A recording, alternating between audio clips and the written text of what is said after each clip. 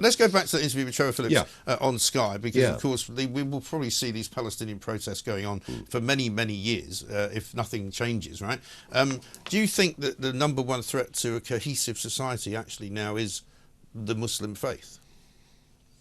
It doesn't just have to be the Muslim faith, it can be other things. And I think the Muslim faith itself would be a mistake, because I think there are a vast number of people who follow the Muslim religion living in Britain, working as doctors, school teachers, paying their taxes, obeying the law, and they have their own private religious observance, but publicly they're very integrated. They want their kids to do well at school and get on. So it's a huge mistake to say the Muslim faith.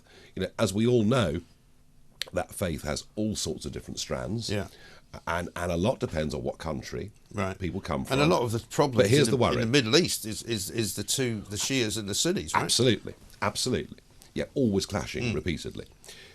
What I identified on Trevor Phillips, and I am not going to back away from this, what I said precisely was that a growing number of young people within our inner city and small town communities are now adopting values that aren't just un-British, they are anti-British and actually quite dangerous. And I find it quite frightening, and I bet many of your listeners and viewers find it pretty disconcerting. And but what's interesting is that some of those young people were born here.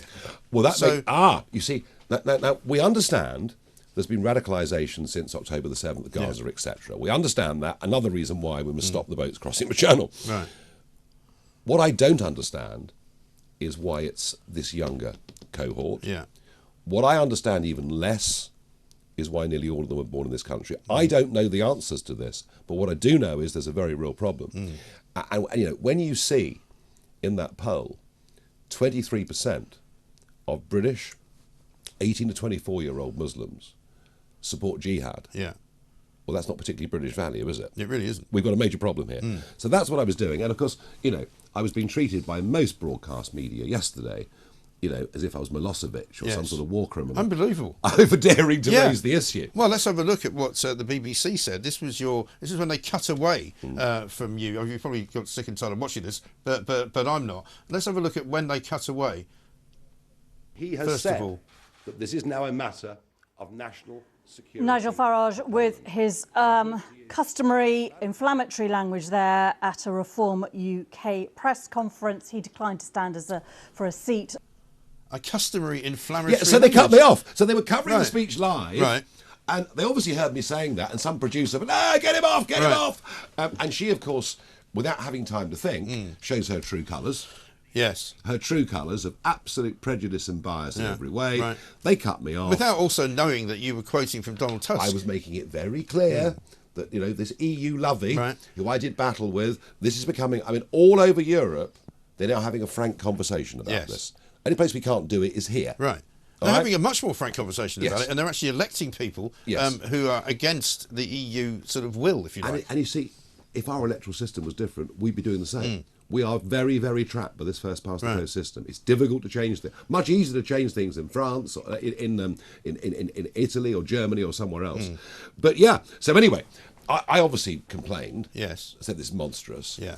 And they thought, hang on, this is the bloke who caused us all the trouble last year. This is the bloke who fought us publicly for 5 days over what we broadcast about him being debanked because he hadn't got enough money. Right. In the end, he beat us. We had a humiliating climb down. We best get out of this pretty quickly. Right. So let's see how they did that. Now, an apology. Earlier today, we heard live from Nigel Farage speaking at that election event we just saw. And when we came away from his live speech, I used language to describe it, which didn't meet the BBC's editorial standards on impartiality. I'd like to apologise to Mr Farage and viewers for this. So she looks like she's just eaten a bag of lemons. I know. She wasn't very happy. Do you accept that? It's not really an apology, is it? Do you know what? It's a victory. It's a win. I have never, ever seen the BBC apologise that quickly. And that's a good thing. Yeah. It's a good thing. So, look, she's shown her prejudice. She's shown her bias. But maybe for the next 5 or 6 weeks, the BBC will be a little bit more careful. Yes. about what they do. As they should be, because, you know, it's no longer talking about what you might have just said in the past was a minor party. Reform is not can no longer be described as a minor party. No. I mean, let's talk about how many seats Reform could win and whether they could win more seats depending on, you know, the candidates, how good they are, where they're standing. What do you think? Depends on the big M. Yeah. It's all about the big M. You know, can we get momentum going in this campaign? And that's one of the things I'm trying to help with. That's why I'm out. Because in the polls, although, you know, the polls have been showing you catching up with the Tories, they're not really moving that much at the moment, are they? Everything's been pretty stagnant since the election was announced. But I think we need a few more days to judge where this is going. I may be wrong. I just don't think the Conservatives are going to bounce.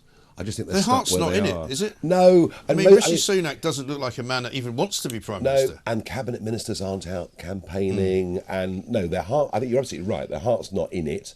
So Reform, go for it. You know, I mean, if we had 6 months at this, I'd have felt a lot more confident. But no, we're going to get millions of votes and some seats. How many, Mike? I can't tell you. Okay.